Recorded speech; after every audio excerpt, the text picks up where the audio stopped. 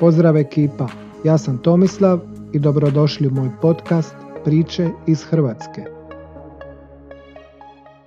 Uskoro nam stiže 14. veljače. Tada se u Hrvatskoj obilježava Valentinovo ili Dan zaljubljenih. Nije to službeni državni praznik ili blagdan, ali kako je krenulo zadnjih godina, mogao bi i to postati. Naravno, malo se šalim, ali u svakoj šali ima i malo istine. Dugo sam radio kao konobar i barmen, te postao svjedokom promjena u navikama ljudi na ovaj dan. Unazad 15 godina, ovaj datum se obilježavao puno skromnije, rekao bih intimnije. Samo rijetki su imali hrabrosti povesti svoju voljenu osobu na neko lijepo mjesto, pokloniti joj ružu i pokazati hrabro romantičnu stranu svog karaktera. Činili su to iz srca, a ne zato što moraju. Kako je vrijeme odmicalo, stvari su se počele mijenjati. Mozgovi marketinga vidjeli su priliku za zaradu te smislili plan. Preko noći romantika je prerasla u pravu industriju. Svi su naglo htjeli ne htjeli na taj dan postali ljubitelji parfema, poklona, a u restoranima 10 dana prije Valentinova mjesta za rezervacije više nije bilo. Prava amerikanizacija društva, nešto slično kao što se dogodilo sa Božićem, koji je od rođendana Isusa Krista postao rođendan shopping centara i potrošačko ludilo. Taj lijepi dan romantike pretvorio se u noćnu moru za mnoge, jer umjesto da se opuste, ljudi su počeli biti u strahu i grču, kao da moraju raditi nešto na silu, ne bi li izbjegli razočarenje ili ljutnju voljene osobe i naravno pritom trošiti svoj novac na koješta, ne bi li dokazali ljubav.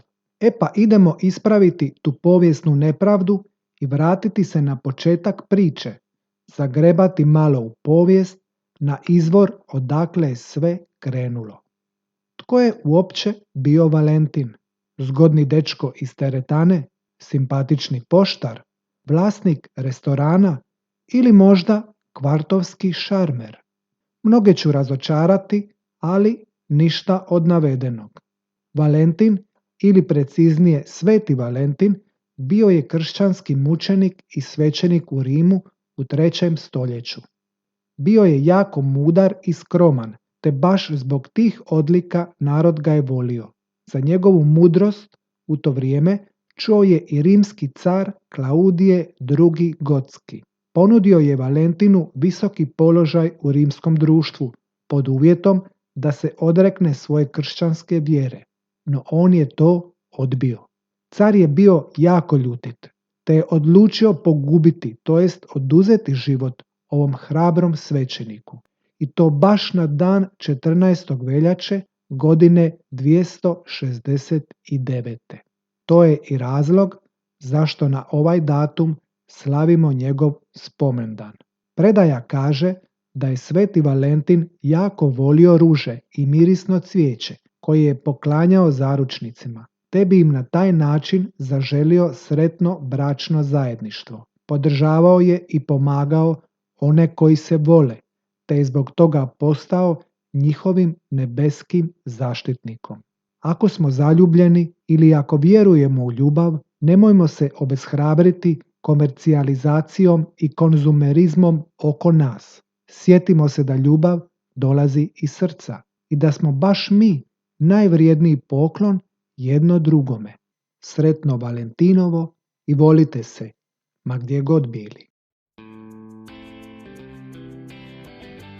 Dragi ljudi, nadam se da ste se zabavili i naučili nešto novo slušajući moj podcast.